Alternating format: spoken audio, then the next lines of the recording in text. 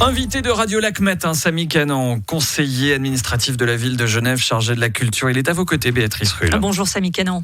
Bonjour. Merci d'être sur Radio Lac ce matin. La culture, un secteur ô combien impacté par les conséquences économiques de la Covid-19. Et la bonne nouvelle, elle nous est venue hier du Conseil fédéral qui a adopté l'ordonnance sur la culture. On ne va pas rentrer dans tous les détails, mais concrètement, la Confédération va mettre à disposition des cantons des moyens pour soutenir les entreprises culturelles. Elle va également prendre pour moitié à sa charge les aides aux entreprises culturelles pour s'adapter au contexte de la pandémie. Un grand bol d'air. Donc, concrètement, pour la ville de Genève, qu'est-ce que ça va changer ? Alors en fait, c'est la continuation d'un dispositif d'urgence qui avait été mis en place dès mars. Je dois dire que là, le Conseil fédéral avait réagi très très vite parce que le 20 mars, vous vous rappelez, c'était juste après le shutdown, le lockdown, comme on dit, le confinement, et avait déjà libéré une grosse somme d'argent sous régime d'ordonnance. Et maintenant, c'est la loi qui pérennise ce dispositif jusqu'à 2021. Alors effectivement, c'est un bol d'air parce que ça amène des fonds. C'est pas des prêts, c'est vraiment de l'argent en soutien aux entreprises culturelles. C'est une reconnaissance de ce domaine qui est le premier à avoir été touché très violemment, qui sera le dernier probablement à en sortir. On considère que c'est la deuxième branche la plus touchée du pays après l'hôtellerie, la restauration, le tourisme. Donc presque un bon tiers des activités d'une manière ou d'une autre en termes de chiffre d'affaires. C'est aussi un secteur économique. Je rappelle qu'à Genève, c'est 9% du PIB cantonal. C'est énorme, la culture au sens large.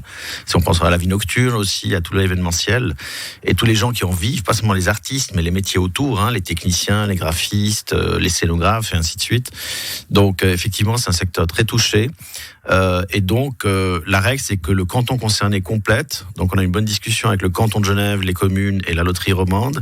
Et le hasard veut que hier, le conseil administratif, je peux vous l'annoncer parce que c'est vraiment de hier, a accepté de proposer au conseil municipal le crédit pour compléter les aides sur les dossiers déjà déposés. Donc, sous le régime précédent, qui s'est terminé. Maintenant, on commence le nouveau régime qui est à peu près le même. Donc, les gens doivent déposer un dossier qui montre à quel point ça les affecte. Donc, notamment des jauges réduites. Typique, vous jouez autant de soirs, vous avez moins de public. Vous avez plus de frais aussi, parce qu'il y a plus de personnel d'accueil, il y a plus de restrictions. Donc, on va continuer ce dispositif parce que c'est pour préserver des emplois et maintenir un secteur. Donc, et il pourrait toucher jusqu'à combien, en gros, les sommes ? Alors, la règle, c'est que pour les entreprises culturelles, c'est 80% de la somme demandée et puis jusqu'à 300 000 francs. Ce qui est quand même une somme tout à fait conséquente. Ça peut aller dans certains cas plus loin. Il y a 100 millions, je crois, au niveau suisse d'ici fin 21. Donc pour Genève, ce sera un petit peu moins que ce qu'on avait jusqu'à maintenant. En fait, la plupart n'arrivent pas encore à dire ce qui va se passer les prochains mois, parce que le grand problème de ces crises, c'est pas qu'on est en crise, c'est qu'on sait pas comment ça évolue. Enfin, pour l'instant, ça évolue mal. Mais ce que je veux dire, les règles sont jamais stables. On l'a vu hier. Il faut adapter les règles, mais du coup, pour les producteurs, pour les metteurs en scène, et je rends vraiment hommage parce que depuis la rentrée, l'offre culturelle, elle est énorme. Et les acteurs culturels se sont démenés. Si on regarde le festival à Bâti, le grand théâtre, les petits théâtres, la musique au sens large. Et ce qui me frappe aussi, c'est que le public répond présent. C'est plein partout. Justement, vous parlez des événements et des structures. Février 2021, Genève doit inaugurer, si tout va bien, sa nouvelle comédie. Il y a ce Covid-19. Alors déjà, est-ce qu'il y aura cette inauguration toujours prévue en février 2021 ? Et puis, est-ce qu'il y a une inquiétude sur l'attractivité du lieu ? Non pas qu'il ne soit beau ou que l'offre ne soit pas intéressante, mais du fait de la pandémie, certains sont un peu réticents à aller au spectacle. Alors, il y a des gens réticents, mais comme j'ai dit, la plupart des théâtres, y compris le Grand Théâtre qui a une grande jauge, les gens sont présents, ils sont rassurés par les mesures de protection, notamment le masque obligatoire, c'est désagréable, mais ma foi, ça permet de remplir une salle, les sorties séparées, ainsi de suite, dans les grands endroits. Alors, déjà, aujourd'hui, c'est un hasard du jour, aujourd'hui, on fait la remise des clés du pavillon de la danse, l'association pour la danse contemporaine. Donc, la vie continue. Je me réjouis de ce moment symbolique parce que ce beau pavillon de la danse, Plage Tourme, sera remis à l'ADC qui pourra en prendre possession. Les premiers spectacles sont aussi prévus en début d'année et bientôt on fera la remise des clés du bâtiment de la Nouvelle Comédie à la Comédie, à la direction de la Comédie. Et a priori, oui, c'est toujours ouvert. Peut-être qu'il faudra adapter justement les règles d'accès. Je crois qu'on est toutes et tous d'accord qu'idéalement, il n'y aura plus de confinement total. Idéalement, après, on ne sait jamais.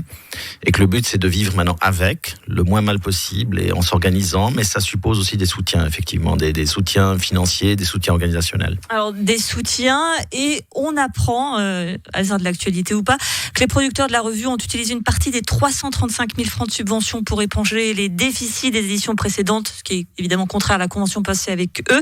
Est-ce que vous êtes senti trahi dans cette affaire ? Non, parce que tout le monde fait des conclusions très hâtives. On est en train de vérifier s'ils l'ont utilisé ou pas.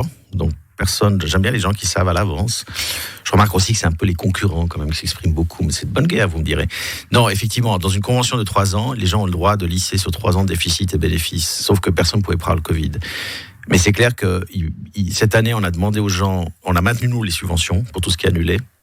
Et on leur a demandé d'honorer leurs engagements vis-à-vis des tiers, artistes et métiers du spectacle. Parce que c'est le cœur du problème. Et là, on est en train d'analyser. Ils ont été honnêtes. Ils avaient envisagé d'utiliser la subvention 2020 pour éponger le déficit 18-19. Donc, on est en train d'analyser ces déficits d'abord, première étape. Et deuxièmement, 20, ils ont compris que ça ne servira pas forcément à ça. Donc, je réserve mes réponses. C'est clair, s'il y a des erreurs qui ont été commises, on prendra toutes les décisions qui s'imposent, mais d'abord un examen objectif par une fiduciaire indépendante.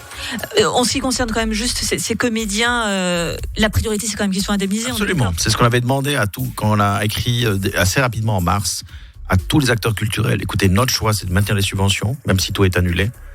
Mais en revanche, on vous demande à votre tour d'honorer les engagements. Donc, c'est ce qu'on vérifie maintenant concrètement, parce qu'on a eu beaucoup d'échos dans tous les sens. Effectivement, il y a des gens qui se plaignent de ne pas avoir été dédommagés ou honorés.